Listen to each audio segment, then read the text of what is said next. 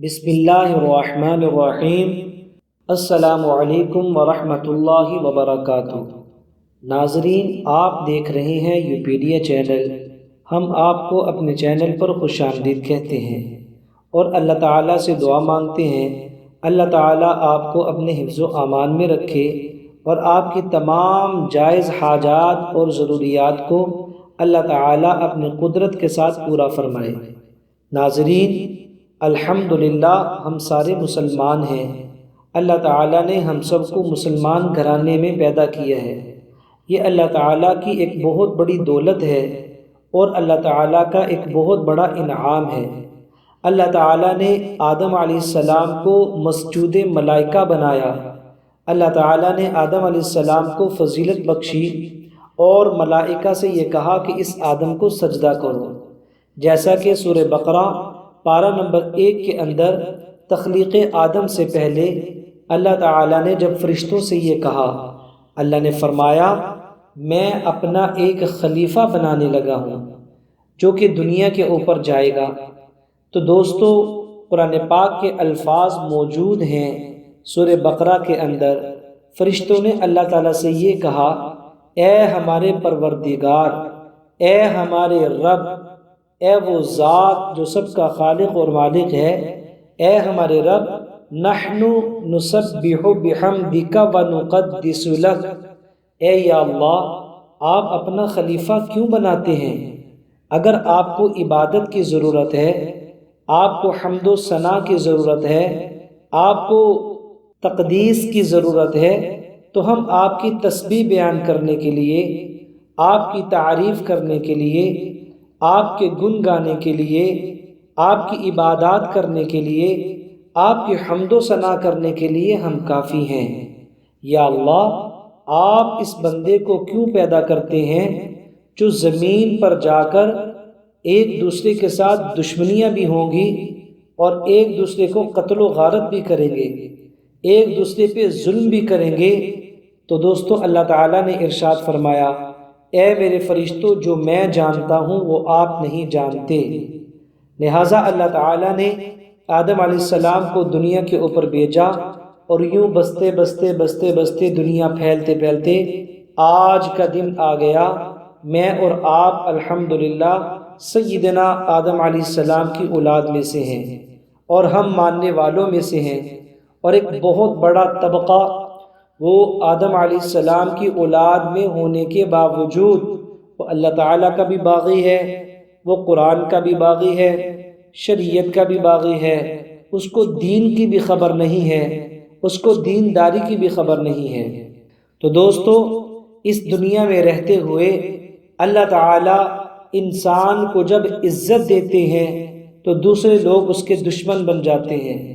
اللہ تعالیٰ اگر ایک کو شہرت دیتے ہیں تو حاسدین کھڑے ہو جاتے ہیں۔ اگر کسی آفس کے اندر کوئی ایک امپلائی اچھا کام کر رہا ہے تو دیگر اس کے حاسدین جمع ہو جاتے ہیں۔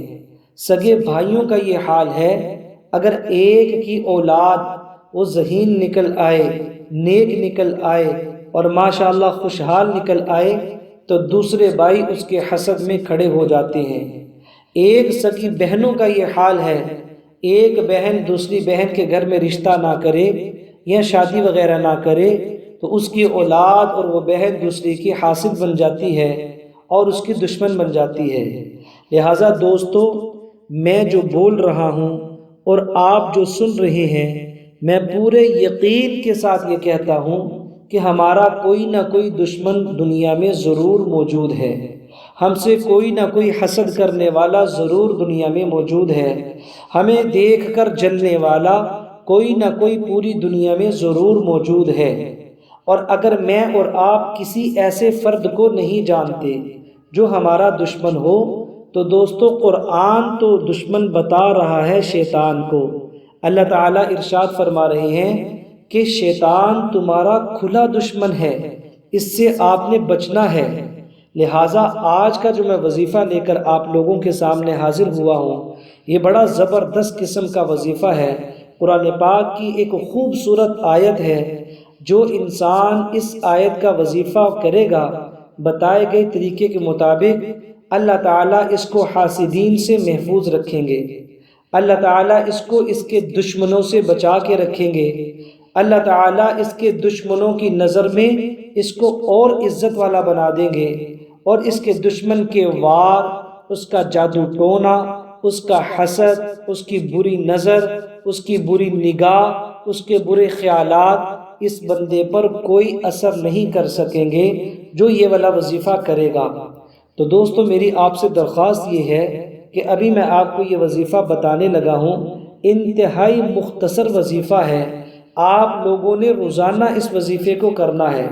اگر کبھی کبھار ناغہ ہو جائے کوئی پریشانی کی بات نہیں، لیکن جیسے بلڈ پریشر کا مریض ہے تو ڈاکٹر اس کو یہ کہتا ہے کہ جب تک آپ زندہ ہیں آپ نے یہ گولی کھانی ہے، یا شوگر کے مریض کو ڈاکٹر یہ کہتا ہے کہ جب تک آپ زندہ ہیں انسولین لینی ہے۔ تو دوستو یہ بڑا مختصر سا وظیفہ ہے، ہم کوشش یہ کریں کہ جب تک ہم زندہ ہیں اس وظیفے کو کرتے رہیں، اگر بیچ میں ناغہ ہو جائے تو کوئی پریشانی کی بات نہیں ہے، لیکن کوشش اس بات کی ہو کہ اس وظیفے کو کرتے رہیں۔ وظیفہ میں آپ کے سامنے عرض کرنے لگا ہوں، آپ نے اپنے دشمنوں سے بچنے کے لیے، فتنہ فساد سے بچنے کے لیے، بری نظر سے، برے لوگوں سے، بری جگہ سے، برے انجام سے، برے وقت سے بچنے کے لیے، برے حالات سے بچنے کے لیے آپ نے ہر نماز کے بعد 21 بار یہ قرآن پاک کی آیت پڑھنی ہے۔ انتہائی مختصر آیت ہے، میں آپ کے سامنے پڑھنے لگا ہوں۔ وَاللَّهُ يَعْصِمُكَ مِنَ النَّاسِ وَاللَّهُ يَعْصِمُكَ مِنَ النَّاسِ۔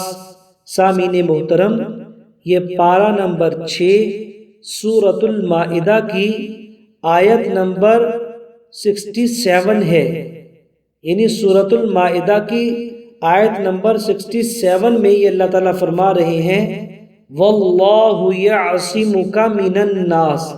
اس کا ترجمہ یہ ہے، اور اللہ تمہیں لوگوں کی سازشوں سے بچائے رکھے گا۔